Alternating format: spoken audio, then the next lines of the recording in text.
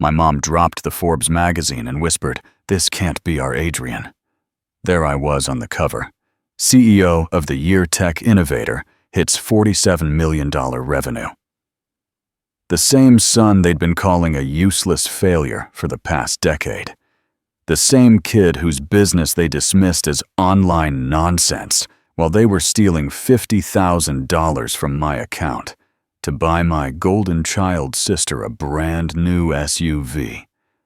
But as I watched my family's faces turn white around that kitchen table, seeing my success plastered across every newsstand in town, they had no idea what I'd been planning since the day they betrayed me. You see, for 28 years, I was the scapegoat. Lily got the BM at 16, the paid college tuition, the luxury apartment down payment. I got a job at Subway and lectures about figuring it out myself. When Lily needed something, it was a family emergency. When I needed something, it was a character-building opportunity. They called my web development company Playing on Computers. They said I'd never amount to anything real. Even when I bought my own house at 25, Dad just shrugged and said, "Must be nice having online money." But they had no idea what I'd been planning since the day they stole from me. Let me back up and explain how we got here, because this story starts way before that magazine cover. Growing up, the favoritism wasn't even subtle. When Lily turned 16, Mom and Dad surprised her with a brand new BMW. Not used, not a starter car, a gleaming white BMW with leather seats and a sunroof. I remember standing in the driveway, watching her squeal and hug them, and thinking maybe when I turned 16, I'd get something special too. 2 years later, on my 16th birthday, Dad handed me a McDonald's application. "Time to learn the value of hard work," he said. So while Lily was cruising around in her BMW, I was asking people if they wanted to make that a combo meal. College was the same story. They paid $40,000 a year for Lily's private university, tuition room board, even her sorority fees. When I graduated high school, they sat me down for what I thought would be the college talk. Instead, Dad said, "Community college is a great way to start, son. Very affordable." I worked nights at Subway to pay for my classes. Lily posted Instagram photos from spring break in Cancun. When she crashed that BMW during her sophomore year, completely totaled it after a night of partying, they bought her another one. But the real kicker came when I started my web development business at 19. I was working 70-hour weeks teaching myself coding, building websites for local businesses. Every family dinner became a critique session. "When are you going to get a real job?" Dad would ask, cutting into his steak, while I talked about landing a $5,000 website project. "This online nonsense isn't sustainable," Mom would add, sliding another check across the table for Lily's designer shopping trip. "You need something stable, something real. Maybe try applying at the bank," Lily would suggest sweetly. "They hire people without real skills all the time." I kept building my business anyway. 70-hour weeks turned into 80-hour weeks.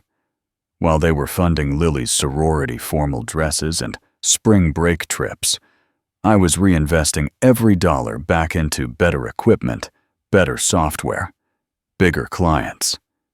When I bought my own house at 25, paid cash, no mortgage, Dad just shook his head and muttered, "Must be nice having online money." Like it wasn't real money. Like I hadn't earned every dollar through years of late nights and rejection letters. But by then, Lily had graduated law school, and the real expenses were just beginning. They paid off her $120,000 in student loans, written off as a graduation gift. Then came the luxury apartment deposit, $15,000 for a place downtown. The BM got out upgraded to a Lexus because lawyers need to look professional. I watched them stretch their finances thinner and thinner to maintain Lily's lifestyle. Second mortgage on the house, home equity loans, credit cards for the emergencies that seemed to happen every few months. And then Lily started her new job at a corporate law firm. That's when she started talking about needing a more professional SUV for her career. 3 weeks later, I was checking my bank account before a client meeting when I saw it. A withdrawal I didn't make. $50,000. Gone. I stared at my phone screen, refreshing the app, like the numbers might change. But there it was in black and white. H transfer, $50,000. Authorized user access.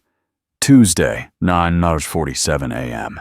And this was the joint emergency account my parents had talked me into opening when I turned 17.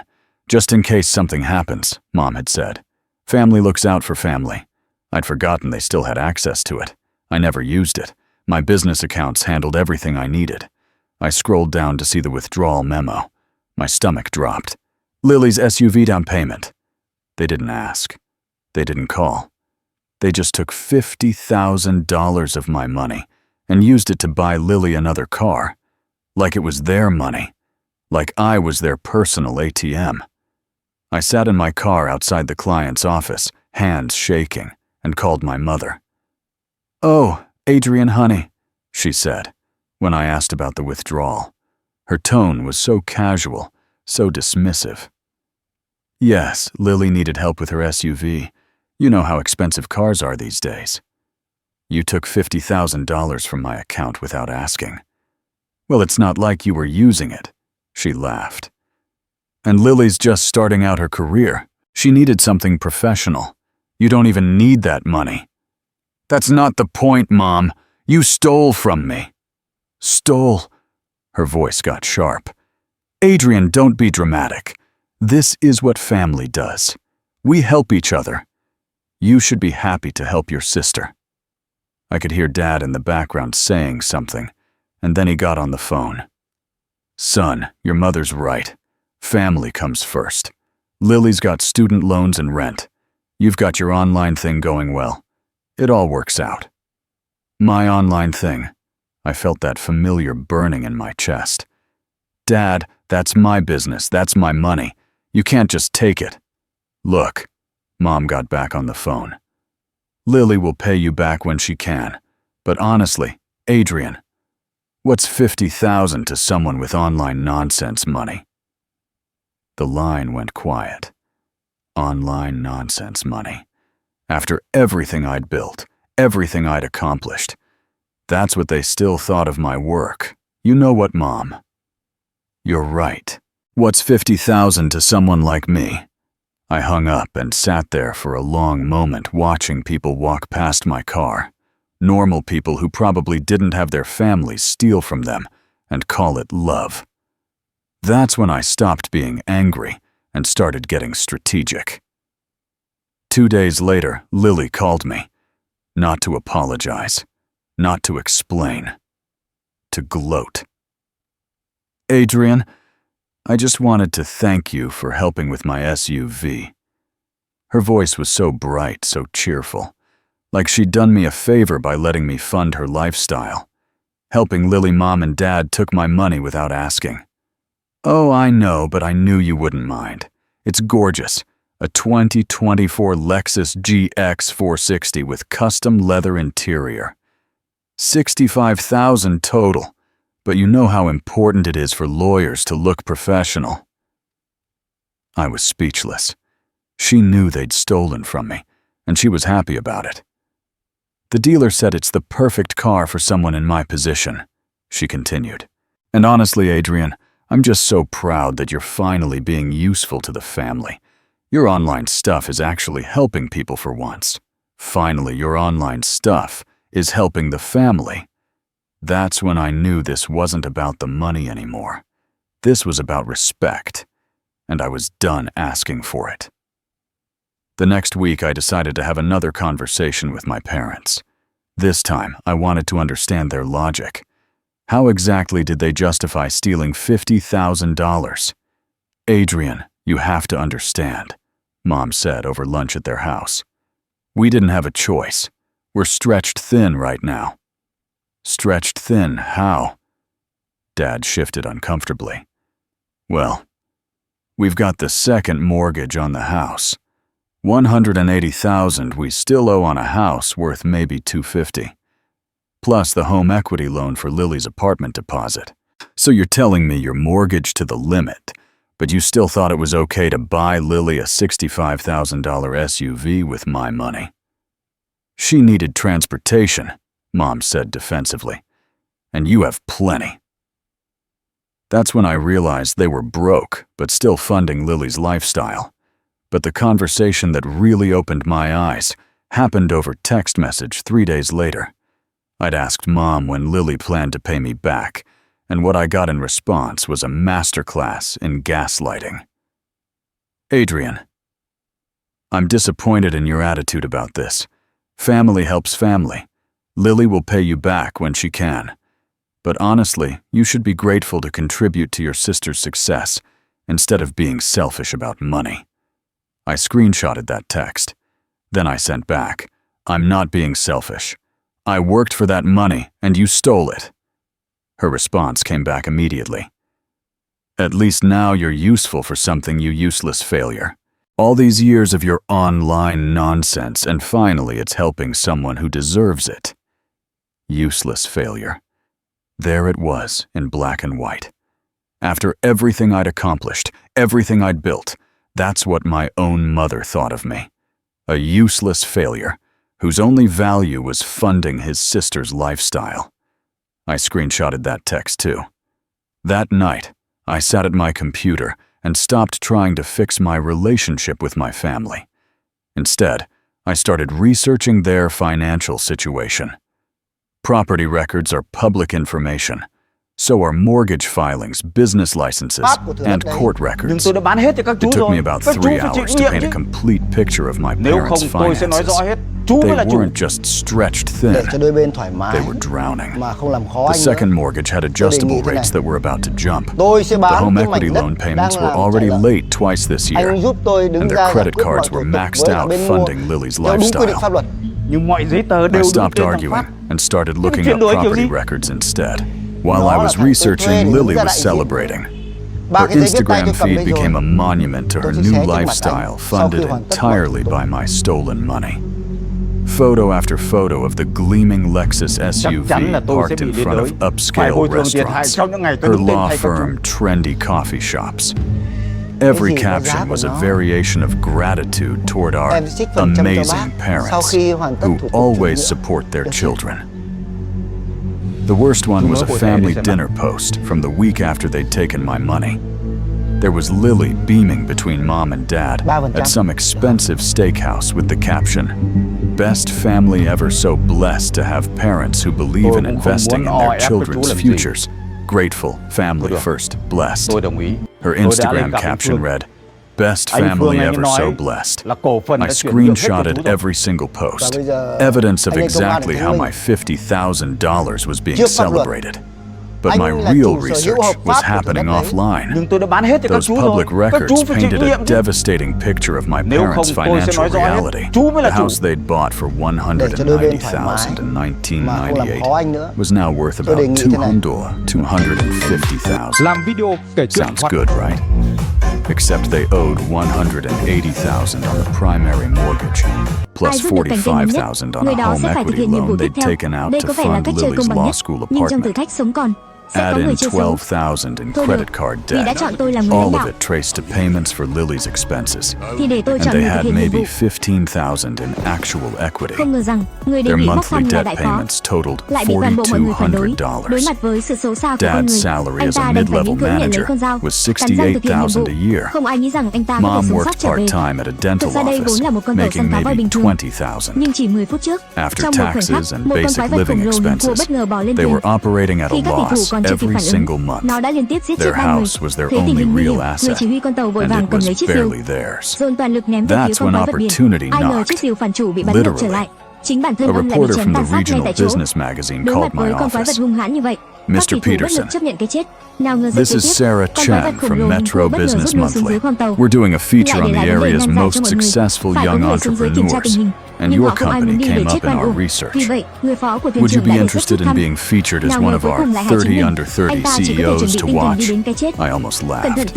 After years of my family calling my work online nonsense, here was a legitimate business publication wanting to put me on their cover. What would the article focus on? I asked. Your company's growth trajectory is remarkable. 47 million in revenue last year, with only 85 employees. We'd love to explore how you built such an efficient operation. The magazine wanted to feature my company's 47 million revenue year. The irony was perfect. The same week my family was calling me a useless failure.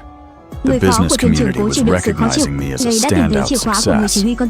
But the real breakthrough came when I started researching property investment opportunities in my parents' neighborhood. The area was gentrifying rapidly. Houses were selling fast, usually to cash buyers who could close quickly.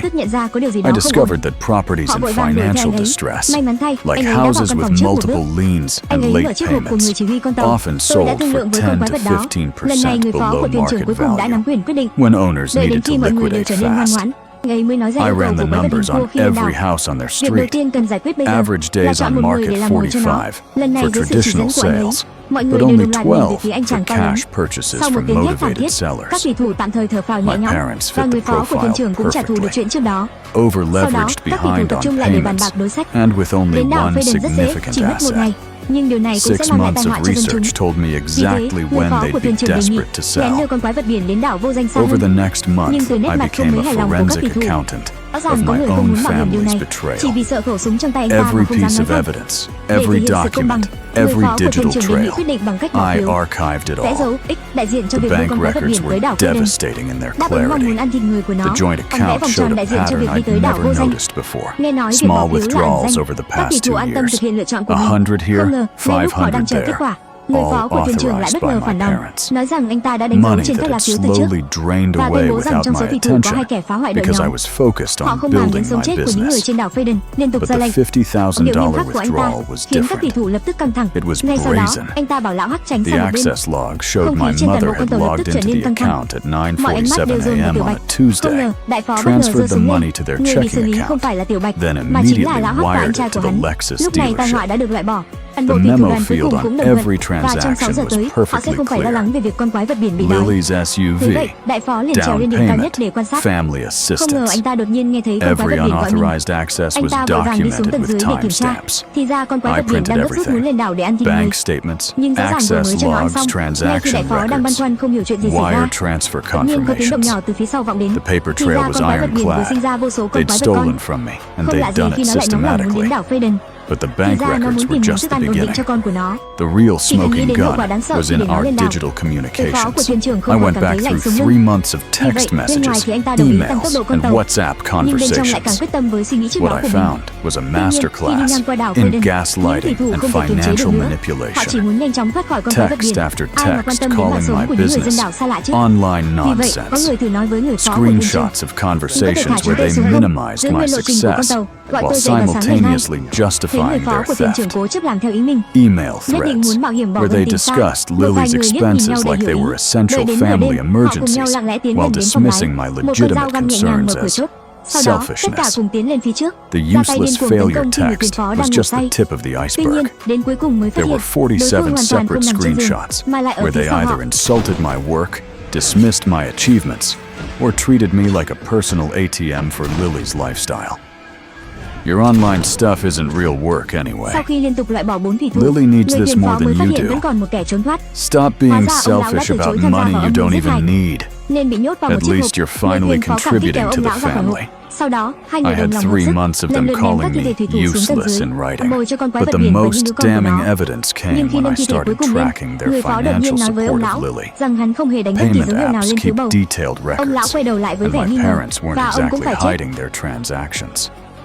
Venmo payments for her rent, Hóa ra trong cuộc bỏ $1,200 phiếu, a month ngoại trừ for bản thân, 18 tất cả mọi months. người đều đánh dấu X. Credit Và card cứ thế, payments người for her tuyên phó từng shopping bước một, trips, loại bỏ tất cả những kẻ phản restaurant loạn. bills, Sau đó, hắn spa dùng con thuyền days, buồn lại, đi vacation xuống tầng dưới, expenses, lừa con quái vật biển rằng nó bank đến đảo Faden. transfers Trong lúc đối labeled phương vui mừng không Lily ngớt, anh ta Emergency bắt đầu giới thiệu mục đích chuyến đi đánh Fund bắt and lần Lily này. Career Tính những thứ này Clothes được chiết xuất khi anh and ta vung tay Lily chém xuống. Professional Là dầu Development. mỡ được chiết xuất từ cơ thể I của cá added mập. it all up. Khi nhìn thấy dầu mỡ phủ Over đầy the sàn, past người 24 tuyên phó rút months, khẩu súng they lục had từ thắt spent lưng ra. Con hải quái dù nhận ra nhưng vẫn tự tin không chút sợ $156,000 hãi. supporting Bởi Lily's vì lớp vỏ của nó lifestyle. không gì xuyên thủng Her được. law school Nhưng không ngờ khẩu apartment, súng lục không her phải để car bắn nó. payments, her designer work wardrobe, her Ngay giây tiếp theo, networking dầu mỡ dinners, trên sàn her bị đốt cháy. weekend trips to Lập the tức làm city. cháy những con nhỏ của hải quái khiến chúng kêu lên lạ xạ.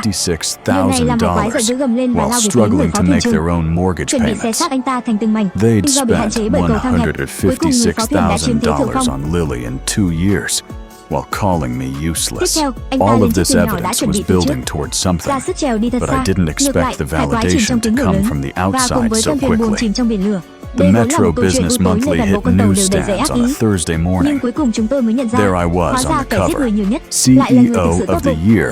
How Ai giúp được cánh tay Adrian ngắn nhất, Peterson người built đó a sẽ phải thực hiện nhiệm vụ. $47 million Ông tech empire Ông ăn dày from his quá. home office. Cho nên The article tôi detailed cũng phải my tính toán company's để growth, cho nó đủ công our thức. client list, our innovative approach to web cho anh development kinh and chú một digital đi. marketing. But more than that, it positioned me as one of the region's most successful young entrepreneurs. chuyện The vừa rồi, article quoted nếu không industry có chú vợ leaders dối, calling my work thì cũng mệt với nhà còn thắng. revolutionary and the future Là of digital Nhà business. người ta hoàn cảnh cũng khó They khăn. interviewed clients who praised my có professional mấy đứa nó tác excellence động vào cho nên nó and mới khó. innovative solutions. Tập trung Everything vào, my khắc phục family hậu had quả. dismissed as Đừng online chuyện bé, nonsense xé thành chuyện was lớn. being celebrated by the business community Anh Xuân cũng dặn as tôi kỹ càng cutting rồi. edge success. The magazine was in every coffee shop where my family shopped. Trong những cái mất I bought 10 copies Mất and tiền had them là nhẹ delivered to nhất my rồi. office. Then I waited for these calls nhưng to cũng phải nói start rõ coming với in. ông Xuân để The ông nó calls chung chi started vào. within hours of the magazine hitting stands. Còn phần của anh Friends, colleagues, even high school Nếu mà khó acquaintances khăn, reaching out to congratulate me. But the call I was waiting for never came. còn lấy chưa My đi. family stayed silent. That's when I knew it was time Cái to này tôi execute cho. the plan I'd been developing for months. Làm ăn My sơ sẩy. parents' house was worth Đoàn kết giúp nhau những lúc $250,000. như thế này. They owed Nhưng không đến mức liều như các ông $180,000 đâu. on the primary mortgage, plus $45,000 on the home equity loan. Simple math. They had maybe $25,000 in actual equity if they were lucky. But here's the thing about cash purchases. They move fast. Em giỏi lắm. No Làm cho cả financing nhà mà. contingencies. Thế cho anh No nhá. loan approvals. No 30-day closing periods. I could close in a week if needed. With my business pulling in $47 million a year, I could buy their house outright and still have change. The strategy was elegant in its simplicity. Wait for them to miss enough payments to get desperate, then offer a quick cash sale slightly below market value. Thôi thế thôi. They'd jump at the chance to escape their debt trap, and I'd own the family home that had been the center of their power for 30 years. Dạ, But đúng rồi. timing was everything. Chị biết không? Move too Em ấy early, không có cái mỏ and they might nhanh find thú để another mà dựa solution. vào.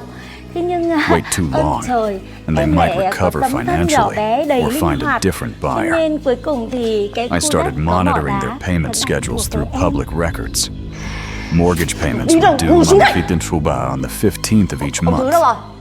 The home equity loan was due on the Anh nhà chị 1st. vừa có việc đi ra ngoài rồi. Credit card minimums were scattered throughout the month, but based on their Bên mua spending xong rồi đấy. patterns, Còn they chị were cơ? probably missing Hợp those đồng em đã soạn regularly. sẵn để chị kiểm tra giúp By em. November, Đi the đi. pattern became clear. Late payment notices started appearing in the public Tiền records. này First chính one là phải missed cảm ơn mortgage tiền đấy payment, nhá. then Hay another. là cái mỏ The của home Tiến nó có equity vấn loan đề went 30 days nên past due, Hồng Tơ mới then có cơ hội 60. làm việc đại sự. 3 late payment nhá. notices told me it was time to move, but I'm not stupid. Đọc tin nhắn đi. Before making any offers, I needed legal cover. I scheduled a consultation with the best real estate attorney in the city. Let me get this straight, said Jennifer Martinez, looking over my notes in her downtown office. Your parents took $50,000 from your account without permission, and now you want to buy their house. That's right. Is there any legal issue with that?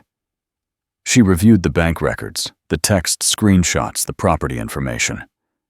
From a legal standpoint, you have every right to make an offer on any property for sale. The fact that it's your family home doesn't create any special obligations. And regarding the $50,000, they committed theft. You have no legal obligation to return stolen money, regardless of family relationships. What if they claim I'm being manipulative or taking advantage? Jennifer smiled. Blood doesn't create financial obligations. You're a successful businessman making a legitimate real estate investment. That's not manipulation. That's capitalism. The consultation cost $500, but it was worth every penny for the peace of mind. Now I just needed to plan the reveal. This couldn't be a phone call or a casual conversation. My family had humiliated me for years, calling me a failure while funding Lily's lifestyle with my stolen money. The reckoning needed to match the scale of their betrayal. I wanted them to understand exactly who they'd been stealing from. I wanted them to realize that the useless failure they'd dismissed had not only succeeded beyond their comprehension, but now held their entire financial future in his hands. The restaurant had to be perfect, upscale enough to match the magnitude of the moment, but public enough that they couldn't completely lose control. I booked the same restaurant where they celebrated Lily's law degree. I called Mom 2 weeks later and suggested a family dinner. To celebrate Lily's new position at the firm, I said, my treat. The irony was perfect. Ruth's Chris Steakhouse, the same upscale restaurant, where they'd celebrated Lily's law school graduation with my future stolen money. Private dining room, white tablecloths, the works. I arrived early and placed a leather briefcase under my chair. Inside was a single document, the property deed to their house freshly signed and notarized. The deed that made me their new landlord. When they walked in, nothing had changed. Dad was telling some story about his golf game. Mom was fussing over Lily's adorable new work outfit. And Lily was already taking selfies for her Instagram. They were still calling my business online nonsense over appetizers. So Adrienne, Mom said, cutting into her steak, how's your little computer thing going? Even after everything, the magazine cover, the recognition of the public validation. They couldn't bring themselves to acknowledge what I'd built. But then Dad cleared his throat. Actually, we saw that magazine article about you. The table went quiet. This was the first time anyone had directly mentioned it. We saw your little magazine thing, Mom added quickly. Very nice. Very nice. A $47 million company featured on the cover of the region's premier business publication was very nice. The whole neighborhood's talking about it, Dad said, trying to sound proud, but mostly sounding confused. I had no idea your online stuff was so big. Neither did I said, reaching for my briefcase. But that's not why I wanted to have dinner tonight. I pulled out the deed and placed it on the table between us, next to the bread basket and wine glasses. What's this? Dad asked, picking up the document. I slid the deed across the table and said, I bought your house. The words hung in the air like smoke. Dad stared at the document, reading the legal language. Mom reached across to look over his shoulder. Lily's fork stopped halfway to her mouth. This says, Dad's voice trailed off as he read the property description. This is our address. That's right. I purchased your mortgage from the bank 3 days ago. I now own your house. You what? Mom's voice cracked. Your mortgage payments were 90 days behind. The bank was preparing to foreclose. I bought the loan for $180,000 cash, plus the $45,000 you owed on the home equity loan. I own everything. Lily grabbed the deed from Dad's hand, scanning it frantically. This can't be legal. You can't just buy someone's house. Actually, I can. Public records show you were in financial distress. I made a legitimate offer to purchase the debt which the bank accepted. It's all perfectly legal. But we live there! Mom's voice was rising, and other diners were starting to glance over. Not anymore, I said calmly. Well, you can continue living there. as my tenants. Lily screamed, "You can't just buy someone's house." The private dining room wasn't soundproof. Through the glass walls, I could see other diners turning to look at our table. The maitre d' was walking over, probably to ask us to keep it down. "This is insane," Dad said, still reading the deed. "How do you even have this kind of money?" "From my online nonsense," I said. "The same business you've been dismissing for 10 years. The same work you called worthless while you were stealing from me to fund Lily's lifestyle." "We didn't steal anything," Mom snapped, but her voice cracked on the words. I pulled out my phone and started reading from the screenshots. Quote, "At least now you're useful for something, you useless failure." End quote. "That was you, Mom, after you took $50,000 from my account." The table next to us had gone completely silent, clearly listening to every word. "Here are your options," I continued, keeping my voice level and professional. "You can stay in the house and pay me $1,200 a month in rent, market rate for a 3-bedroom in that neighborhood. Or you can find somewhere else to live. Those are the only options." $1,200 a month. Dad's face had gone white. "We can't afford that." "Then you probably shouldn't have bought Lily a $65,000 SUV with money you stole from me." Lily was crying now, mascara running down her cheeks. "This isn't fair. We're family." "Family," I said, "doesn't steal from each other. Family doesn't call each other useless failures. And family doesn't dismiss 10 years of hard work as online nonsense." I stood up, leaving the deed on the table. "Rent is due the 1st of every month. You have 30 days to decide if you want to stay or find somewhere else to live." I told them rent was due the 1st of every month. The consequences came faster than I expected. Lily's new lawyer salary sounded impressive until she had to actually live on it. Entry-level associates at corporate firms make decent money, but not fund your entire lifestyle, while your parents can no longer help you money. The Lexus SUV payments were $850 a month. Add insurance, gas, downtown parking fees for her office, and that car alone was eating up half her take-home pay. Without Mom and Dad covering her apartment rent, shopping trips, and restaurant bills, Lily discovered what the rest of us call budgeting. She tried to keep up the Instagram lifestyle for a few months, but credit cards have limits. The posts became less frequent. The designer work clothes got recycled more often. The weekend city trips stopped entirely. Lily had to sell the SUV within 3 months. The last I heard, she was driving a used Honda Civic and splitting an apartment with 2 roommates. The golden child system had officially collapsed. Meanwhile, my parents were learning what it meant to be tenants instead of homeowners. Every repair, every modification, every change to their house now required permission from their landlord, their useless failure son. Dad called me in February to ask if he could install a new ceiling fan in the living room. "Of course," I said. "Just send me the details and I'll approve it." The conversations were always polite, always respectful. Gone were the dismissive comments about my online nonsense. Gone were the assumptions that they could take whatever they wanted.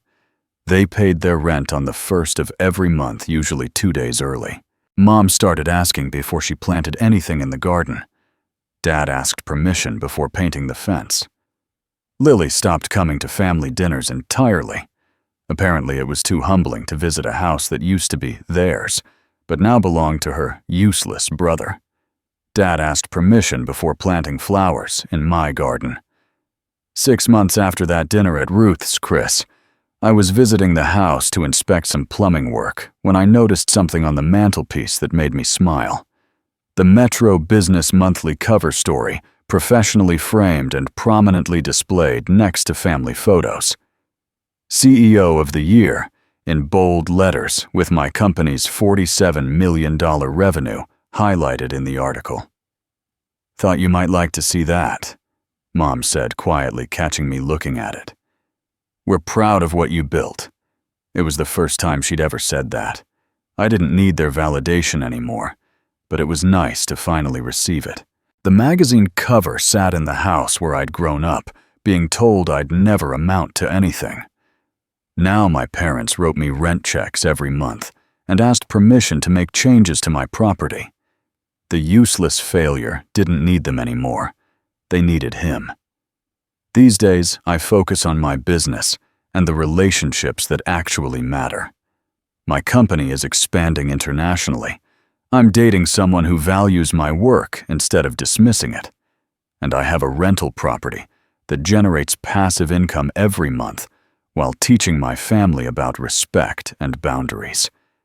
Did I get my $50,000 back? Not directly, but I got something better: complete emotional justice and the knowledge that the people who stole from me now depend on my generosity to keep a roof over their heads. Sometimes the long game is the only game worth playing.